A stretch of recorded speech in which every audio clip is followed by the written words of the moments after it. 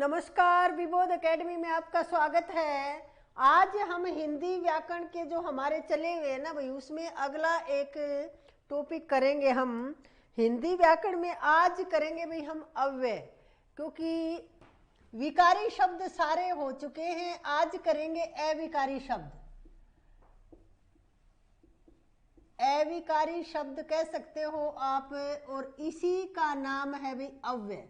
देखो, अविकारी या विकारी शब्द हमने देखे। अविकारी शब्द तो कौन से भाई? अ यानी के नहीं, और विकार यानी के परिवर्तन, जिसमें कोई परिवर्तन न हो, वो कौन से हैं? अविकारी। और विकारी शब्द कौन से थे? जिनमें परिवर्तन होता है। किसके कारण? लिंग के कारण, वचन के कारण, काल के कारण, पुरुष के कारण, उनमें क्या है? परिवर्तन होता है भाई। तो इनमें क्या है? परिवर्तन नहीं होता। विकारी शब्द हम पढ़ चुके हैं। कौन कौन से हैं भाई विकारी शब्द? संज्ञा, सर्वनाम, क्रिया और विशेषण, सारों का अध्ययन हम कर चुके हैं। आज हम करेंगे भाई अविकारी, और इसी का जो दूसरा नाम है वो है भाई अव्यय। अव्यय या अविकारी शब्दों का अध्ययन करेंगे हम। तो आप पहले तो इसकी व्याकरणिक परिभाषा लिखो कि जिन शब्दों में लिंग, वचन, काल, कारक के अनुसार कोई भी परिवर्तन न आए, उन्हें विकारी शब्द कहते हैं। लिखो, इसकी परिभाषा लिखो सबसे पहले तो कि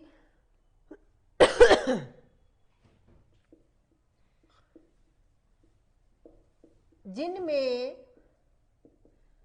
लिंग, वचन, देखो लिंग क्या, चाहे स्त्रीलिंग हो, पुल्लिंग हो, कोई परिवर्तन नहीं आएगा। वचन चाहे एक वचन हो, बहुवचन हो। काल यानी के चाहे वर्तमान में उस शब्द को प्रयोग करो आप, भूतकाल में करो या भविष्य में, कहीं भी करो आप, उसमें कोई परिवर्तन नहीं आएगा। लिंग, वचन, काल, कारक के अनुसार कोई परिवर्तन नहीं आता।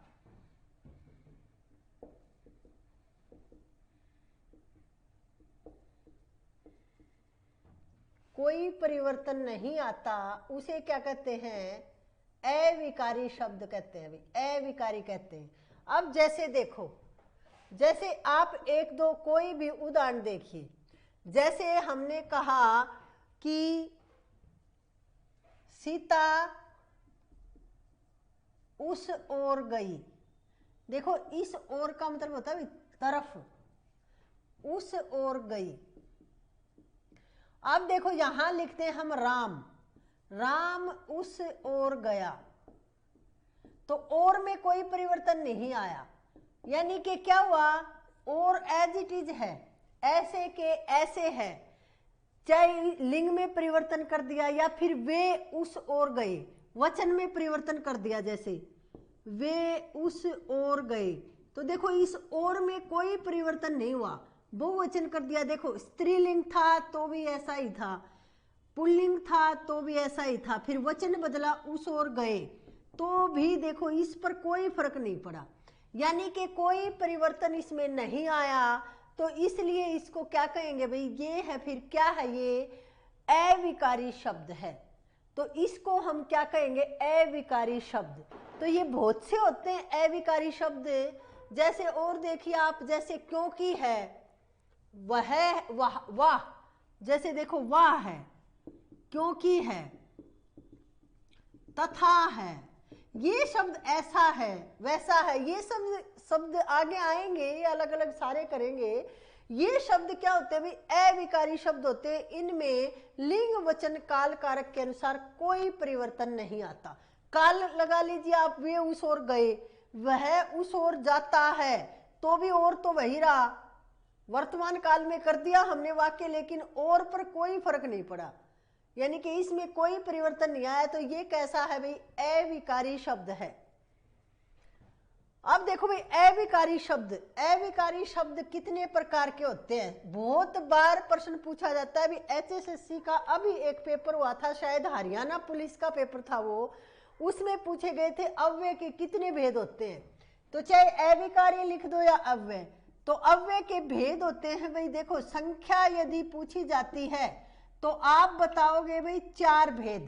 पांचवा हम निपात का अध्ययन करते हैं, लेकिन वो भागों में गिनती नहीं की जा सकती, क्योंकि हर चीज के अपवाद होते हैं और वो अपवाद रूप में अव्यय है, लेकिन यहां नहीं गिना जाता, क्योंकि ये मैंने पहले भी कई बार बताया है। आज फिर सुन लीजिए कि कई अध्यापक, देखो विशेषण का भी मैंने देखा है कि कई अध्यापक बताते हैं कि 5 भेद हैं, और इसके भी 5 भेद बता देते हैं कि अव्यय के 5 भेद हैं। भाई आप क्या करते हो कि आपको तो जैसा बताया जाएगा वैसा ही सीखेंगे आप, लेकिन आप कोई भी एनसीईआरटी की 8वीं से 10वीं तक की 12वीं तक की आप कोई भी व्याकरण की किताब उठाइए और उसमें देखिए आप, क्योंकि वो है ऑथेंटिक प्रामाणिक किताबें। कौन सी है भाई? जो हमारे सरकार ने हमें पढ़ने के लिए उपलब्ध करवाई हैं। अब ऐसे तो कोई भी, हर आदमी, जैसे कोई भी इंस्टीट्यूट है उसकी अपनी अलग बुक निकाल देते हैं वो, लेकिन उसमें प्रामाणिकता की क्या, आप गुणवत्ता कैसे पहचानोगे? उसमें गुणवत्ता वहां है जो किताब सबके लिए पूरे भारतवर्ष में पढ़ाई जाती है, और जो जांची परखी जाती है, और जो बड़े बड़े विद्वानों के द्वारा लिखी गई किताबें हैं, वो शोध उनके ऊपर ये लगाओ कि पूरी तरह से प्रामाणिकता पे खरी उतरी है, तब वो लगाई गई है आपकी विषय वस्तु के रूप में। तो उन किताबों को आप पढ़िए, और वहां जो संख्या दी जाती है ना, वो होती है भी प्रामाणिक, वो सही होती है।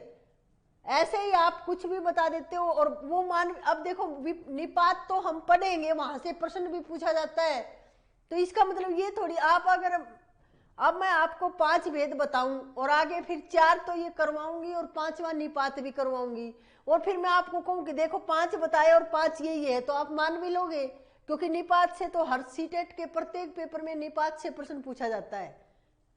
लेकिन यदि संख्या पूछी जाएगी तो आपको 4 बतानी है भाई। अव्यय या अविकारी शब्दों के भेद कितने हैं? 4 हैं भाई। और पहले नंबर पे है भाई क्रिया विशेषण, और क्रिया विशेषण से बहुत ज्यादा मात्रा में प्रश्न पूछे जाते हैं। तो अव्यय के भेद है भाई 4, और लिखो भाई, सबसे पहले तो इनके नाम ही लिखो, उनको याद करो। जैसे देखो क्रिया विशेषण है भाई, सबसे पहला जो भेद है वो है भाई क्रिया विशेषण। दूसरा लिखो भाई, दूसरा है भाई संबंध बोधक, संबंध बोधक अव्यय। ये देखो इनका पूरा नाम क्या बनेगा? क्रिया विशेषण अव्यय, संबंध बोधक अव्यय। और तीसरा जो भेद है वो है भाई समुच्चय बोधक अव्यय, समुच्चय बोधक अव्यय। और अगला हम जो करेंगे भाई आखिरी वाला, वो है भाई विस्मय बोधक अव्यय।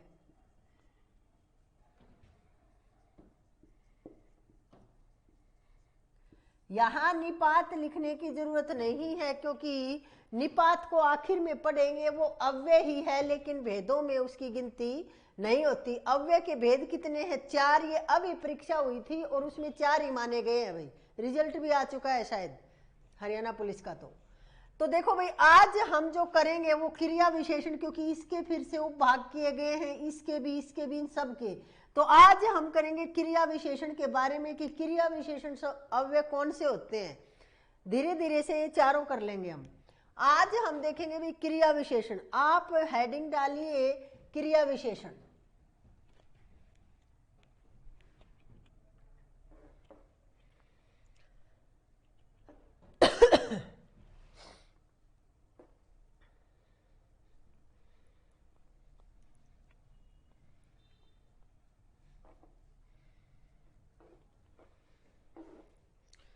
देखो भाई, क्रिया विशेषण आज हम करेंगे। अव्यय का जो पहला भेद है वो है भाई क्रिया विशेषण, और क्रिया विशेषण के बारे में आज हम देखेंगे कि ये क्या है, क्योंकि यहां से बहुत ज्यादा प्रश्न पूछे जाते हैं भाई। देखो क्रिया हम पढ़ चुके हैं, आप सब जानते हो क्रिया क्या है, और विशेषण को भी पढ़ चुके हैं, तो पता है विशेषण क्या है। यानी कि देखो विशेषण होते हैं विशेषता बताने वाले, और जो विशेषता बताएंगे किसकी? क्रिया की। यानी कि जो क्रिया की विशेषता बताएंगे वो कौन से शब्द होते हैं? क्रिया विशेषण। यदि संज्ञा या सर्वनाम की विशेषता बताएंगे तो वो कौन से शब्द होते हैं? विशेषण। लेकिन यहां है भाई क्रिया विशेषण, यानी कि किसकी? क्रिया की विशेषता बताने वाले शब्द। क्रिया की विशेषता बताने वाले शब्द कौन से हैं भाई? क्रिया विशेषण है।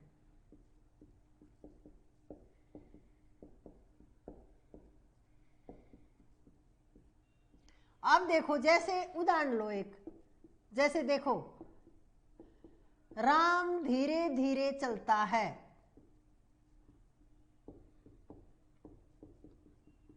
अब देखो, चलना क्रिया क्या है इसमें? चलना, और उसकी विशेषता क्या है भाई? चलना कैसे चलता है? वो धीरे धीरे चलता है, यानी कि ये क्या है फिर? क्रिया विशेषण है।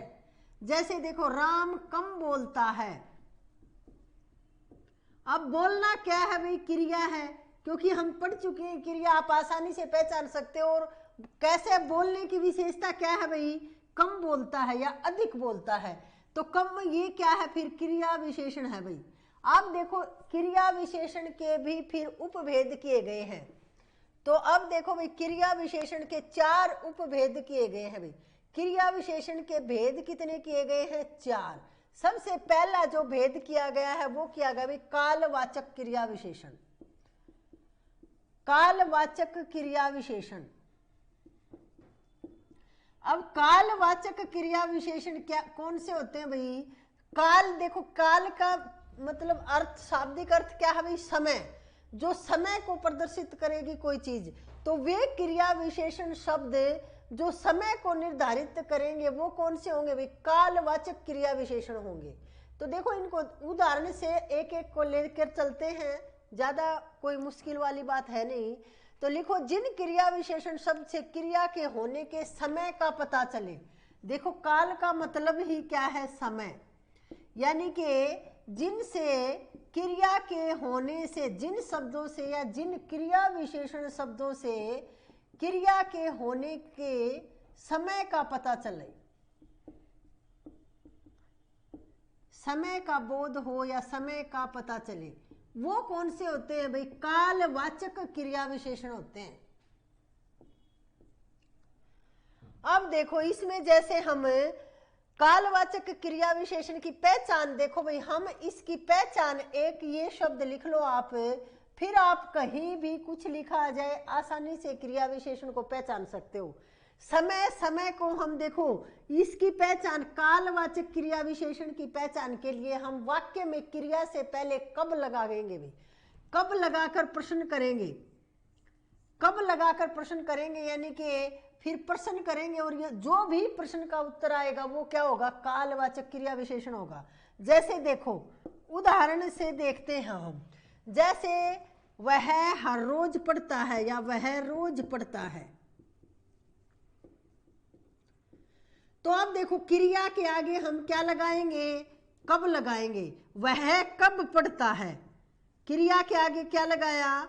पढ़ना। पढ़ना क्रिया है, पढ़ता है, और इसके आगे क्या लगा दिया भाई? कब। और प्रश्न किया कब पढ़ता है, तो उत्तर क्या आया भाई? रोज पढ़ता है। तो ये रोज क्या है भाई? ये जो रोज है या हर रोज जो शब्द है, ये कालवाचक क्रिया विशेषण है। इसी तरह से देखो एक दो, जैसे बच्चा रात भर रोता रहा। बच्चा रात भर रोता रहा। अब देखो, क्रिया क्या है इसमें? रोना, और इसके आगे यदि हम कब लगा देते हैं तो फिर क्या हो? प्रश्न करेंगे, और जो उत्तर आएगा वही क्या होगा? क्रिया, कालवाचक क्रिया विशेषण होगा। तो देखो, बच्चा कब रोता है रहा, कब रोता रहा, तो उत्तर क्या आया भाई आपके सामने? रात भर रोता रहा। तो यानी कि रात भर क्या है इसमें? कालवाचक क्रिया विशेषण है। जैसे देखो, एक बार प्रश्न पूछा गया है कि सीता अभी आई है। अब देखो भाई, अभी आई है, और आपसे पूछा जाएगा कि इसमें कौन सा क्रिया विशेषण है, तो सीता कब आई है, उत्तर क्या आया? अभी।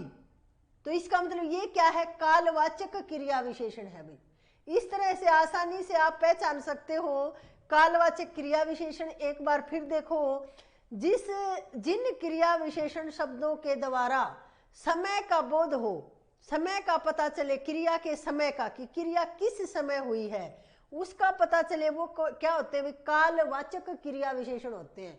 और इसकी पहचान क्या है कि क्रिया के आगे, वाक्य में क्रिया के आगे कब लगा के प्रश्न करेंगे तो जो प्रश्न का उत्तर मिलेगा वो क्या होगा भाई, कालवाचक क्रिया विशेषण।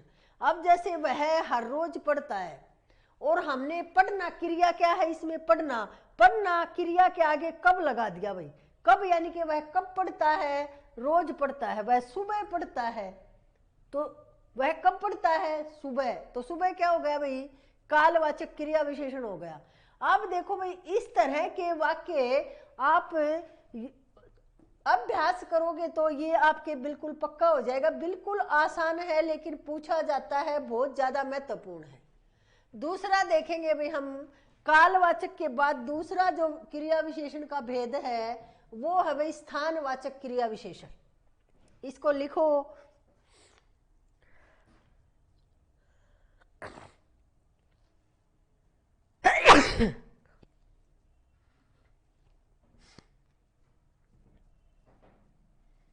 देखो भाई एक दो, मैं आपके सामने दो वाक्य लिखती हूं भाई और आप पहचानना।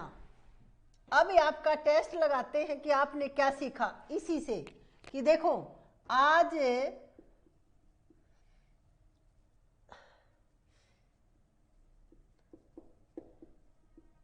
बारिश आएगी और बारिश आज आएगी। देखो बात तो शायद एक ही है लेकिन फर्क है भाई, लिखने में हमने थोड़ा सा इधर उधर कर दिया। तो आज देखो अब इसमें क्या है, अब देखो यहां आज लगा हुआ है और हम करेंगे कि कब आएगी, क्या क्या आएगी, तो देखो इसमें बारिश, बारिश क्या है भाई, नाम है, संज्ञा है, और संज्ञा की विशेषता बारिश आ जाएगी, यानी कि यदि हम संज्ञा के आगे यदि कोई भी शब्द लग गया वो क्या हो गया, विशेषण। लेकिन आज यदि क्रिया के आगे कोई शब्द लग गया तो वो क्या हो गया, क्रिया विशेषण। ये थोड़ा सा अंतर आपको याद रखना है कि क्रिया विशेषण का प्रयोग होगा क्रिया के साथ और विशेषण का प्रयोग होगा भाई संज्ञा और सर्वनाम के साथ। तो ये न हो जाए कि कब लगा के आप उत्तर ढूंढो और आपको उत्तर भी मिल गया और फिर वहां आप गलत करो, क्योंकि आप बड़ी परीक्षा अध्यापक बनने जा रहे हो तो आप छोटे तो हो नहीं कि ये बात आप नहीं समझ सकते। ये गंभीरता वाले प्रश्न आपको सीखने पड़ेंगे। अब देखो भाई अगला हम विशेषण और क्रिया विशेषण में अंतर करेंगे लास्ट में, फिर आपके और ज्यादा क्लियर हो जाएगा भाई। अब देखो दूसरा जो क्रिया विशेषण का भेद है वो है भाई स्थानवाचक क्रिया विशेषण, स्थानवाचक क्रिया विशेषण। अब स्थानवाचक, स्थान का बोध करवाए तो आप सब जानते हो स्थान, इसमें क्या लगाएंगे हम, कहाँ शब्द लगाकर प्रश्न करेंगे भाई। अब देखो इसकी पहले तो परिभाषा लिखो कि क्रिया के स्थान, क्रिया के होने के स्थान और दिशा का पता चले। जिन क्रिया विशेषण शब्दों से क्रिया के होने के स्थान या दिशा का पता चले वहां कौन से होंगे भाई, स्थानवाचक क्रिया विशेषण होंगे। जहां पे हम, और पहचान लिख लो भाई, जहां क्रिया के वे क्रिया विशेषण शब्द जिनके द्वारा क्रिया के होने के स्थान या दिशा का पता चले वो कौन से होते हैं, स्थानवाचक क्रिया विशेषण होते हैं भाई। अब इसकी पहचान में लिख लीजिए आप कि क्रिया के साथ, पहचान क्या है इसकी, कि क्रिया के साथ आप कहां लगा के प्रश्न करोगे, क्रिया के आगे क्या लगाओगे आप, कहां, क्रिया के आगे कहां लगाकर प्रश्न करोगे, और जो प्रश्न का उत्तर मिलेगा वहां क्या होगा भाई, स्थानवाचक क्रिया विशेषण होगा। देखो जैसे एक बार यहां से प्रश्न पूछा गया कि तीर हिरण के आर पार निकल गया, ऐसे के ऐसे प्रश्न पूछा गया है भाई, किसी पात्रता परीक्षा में पूछा गया है कि देखो तीर हिरण के, जैसे देखो उदाहरण में तीर हिरण के आर पार निकल गया। अब देखो कहां निकलना, क्रिया क्या है इसमें, निकलना मुख्य क्रिया, और क्रिया के आगे हम क्या लगाएंगे, कहां। कहाँ निकल गया, आर पार निकल गया। तो यानी कि आर पार क्या है यहाँ पे, फिर स्थानवाचक क्रिया विशेषण है भाई। ये पहचान है स्थानवाचक क्रिया विशेषण की। एक दो उदाहरण और देखिए, जैसे हरियाली चारों ओर फैली है, इस तरह के प्रश्न पूछे जाते हैं भाई। हरियाली चारों ओर फैली है।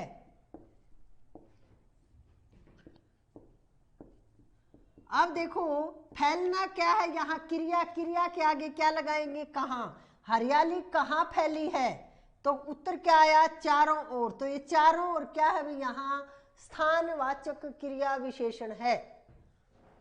देखो इसमें हम क्या, आपको क्या मिलेगा, इधर उधर, इधर उधर मिल सकता है स्थानवाचक में, या यहां वहां मिल सकता है, या ऊपर नीचे मिल सकता है आपको, या फिर आपको मिल सकता है आस पास,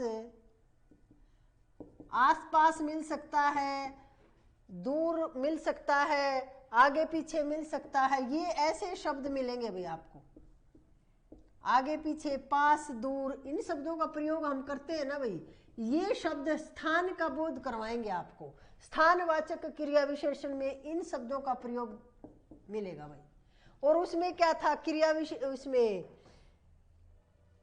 इसमें क्या था, वो पहले वाला कालवाचक क्रिया विशेषण में भी कभी कभी, हमेशा, रोज, और भाई आज, कल, अभी, सदैव, ये इन शब्दों का प्रयोग किस में था, कालवाचक क्रिया विशेषण में। अगला भेद करेंगे भी हम क्रिया विशेषण का, अगला भेद है भी क्रिया विशेषण का परिमाणवाचक क्रिया विशेषण। जो तीसरा भेद है वो है भाई परिमाण। परिमाण होता है भाई माप तोल, परिमाणवाचक क्रिया विशेषण।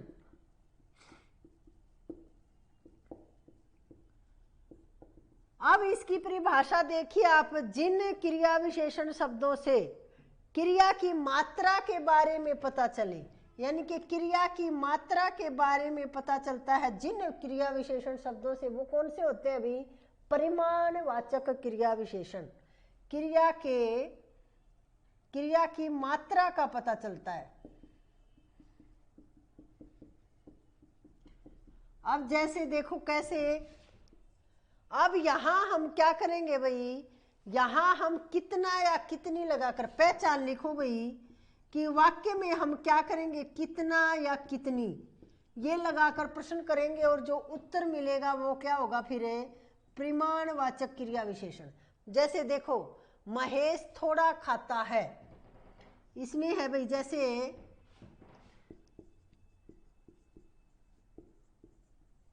महेश थोड़ा खाता है। अब क्रिया क्या है भाई, खाना है, खाना के आगे हमने लगाया कितना या कितनी, कि महेश कितना खाता है, तो उत्तर क्या मिला हमें, थोड़ा। यानी कि थोड़ा क्या है भाई, क्या कौन सा है, परिमाणवाचक क्रिया विशेषण है। उदाहरण एक दो और ऊपर देखते हैं।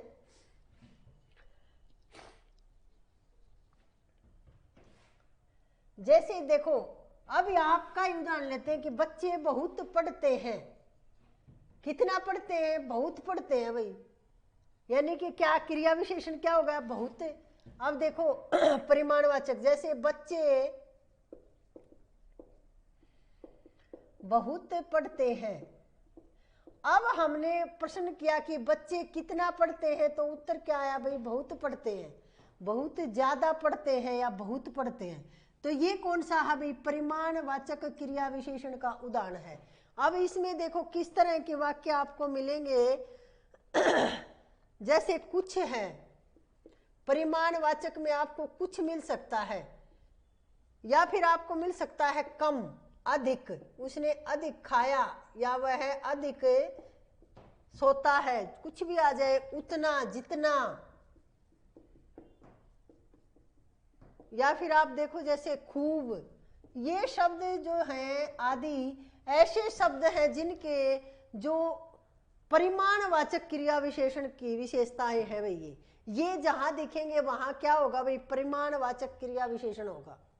या फिर आप ये भी याद नहीं रहते हैं आपको, तो एक सीधा सा है कितना या कितनी लगा के आप वाक्य में क्रिया के आगे प्रश्न कीजिए, और जो उत्तर आएगा वो कौन सा है फिर, परिमाणवाचक क्रिया विशेषण है भाई। इससे आगे हम चौथा करते हैं भाई, आखिरी है रीतिवाचक क्रिया विशेषण और सबसे ज्यादा महत्वपूर्ण है भाई। क्रिया विशेषण अव्यय में सबसे ज्यादा महत्वपूर्ण क्रिया विशेषण है, और क्रिया विशेषण में सबसे ज्यादा महत्वपूर्ण कौन सा है भाई? रीतिवाचक क्रिया विशेषण। तो अगला जो चौथा है वो है भाई रीतिवाचक क्रिया विशेषण। रीतिवाचक क्रिया विशेषण। अब देखो भाई रीतिवाचक, रीति क्या होता है भाई? विधि, तरीका, किसी काम को करने की रीति कैसी है आपकी, तरीका कैसा है, विधि कैसी है, वो होती है रीति। यानी कि क्रिया के करने की विधि का ज्ञान हो। जिन क्रिया विशेषण शब्दों से क्रिया के करने की रीति या विधि का पता चले वो क्या होते हैं? रीतिवाचक विशेषण। तो देखो इसमें आप परिभाषा लिख लो कि जिन क्रिया विशेषण शब्दों से क्रिया करने की विधि का पता चले या तरीके का पता चले वो क्या होते हैं भाई? रीतिवाचक क्रिया विशेषण होते हैं। देखो भाई, जैसे हम उदाहरण लेंगे कोई भी, राम धीरे धीरे चलता है। राम धीरे धीरे चलता है। अब देखो भाई इसकी विशेषता क्रिया में क्या है? क्रिया के करने की विधि, यानी कि क्रिया कैसे हो रही है, इसकी रीति क्या है, विधि क्या है? धीरे धीरे। तो ये क्या है? रीतिवाचक विशेषण है भाई। और ये धीरे धीरे शब्द ही बहुत बार पूछा गया है। वह धीरे धीरे बोलता है, धीरे धीरे दौड़ता है। देखो प्रश्न पूछा गया था कि राम धीरे धीरे दौड़ता है, तो धीरे धीरे को फिर रेखांकित करके पूछा गया कि कौन सा क्रिया विशेषण का भेद है, तो फिर रीतिवाचक क्रिया विशेषण था भाई वहां। अब देखो इसमें हम क्या करेंगे, क्रिया के सामने पहचान क्या है भाई? क्रिया के आगे हम कैसे शब्द लगाकर प्रश्न करेंगे भाई? ये वाला करके फिर प्रश्न करेंगे और जो उत्तर आएगा वो क्या होगा? फिर क्रिया विशेषण, रीतिवाचक क्रिया विशेषण होगा। देखो राम कैसे चलता है, प्रश्न किया हमने राम कैसे चलता है, तो उत्तर क्या आया भाई? धीरे धीरे। यानी कि धीरे धीरे फिर क्या है? ये कौन सा क्रिया विशेषण है? रीतिवाचक क्रिया विशेषण है। अब देखो भाई इसमें हम जैसे सारे फल हाथों हाथ बिक गए, ये आया हुआ है भाई किसी परीक्षा में, सारे फल हाथों हाथ बिक गए। ये कैसा है भाई? हाथों हाथ बिक गए। कैसे बिक गए? हाथों हाथ बिक गए। तो ये कैसा है भाई? रीतिवाचक क्रिया विशेषण का उदाहरण है। ये ऐसे के ऐसे एक बार पूछा गया है, तो लिखो इसमें कुछ शब्द लिखेंगे भाई। जैसे कुछ शब्द है भाई ऐसे है, ऐसे है, या जैसे अचानक है, एकाएक है, अचानक, एकाएक, या फिर गलत है, जैसे गलत है, झूठ है, गलत है, झूठ है, या फिर क्या है भाई? अवश्य है। ये ऐसे शब्द हैं। या फिर एकाएक है, शायद, शीघ्र, शायद शब्द जैसे शीघ्र है। ये सब ऐसे शब्द हैं कि ये जहां आएंगे वहां क्या होगा भाई? रीतिवाचक क्रिया विशेषण होगा। और वैसे यदि ये याद न रहे तो आप कैसे लगा के प्रश्न करोगे, तो वहां जो उत्तर आएगा वो कौन सा है? रीतिवाचक क्रिया विशेषण है। ये था आज हमारा क्रिया अव्यय का जो हमने शुरू किया है, उसमें पहला क्रिया विशेषण का। ये देखो भाई फिर लंबी क्लास हो जाएगी यदि अव्यय के चारों भेदों को यही करेंगे तो। छोटी छोटी 2-3 क्लास लेकर आएंगे, कल या परसों में हम इसको पूरा कर देंगे। फिर आगे हम लंबा टॉपिक है भाई एक संधि का, उसको शुरू करवाएंगे। उसकी ज्यादा क्लास आएंगी क्योंकि वो थोड़ा सा आप लोगों को कठिन भी लगता है और उस पर समय भी देना पड़ता है। तो आज के लिए इतना ही, धन्यवाद।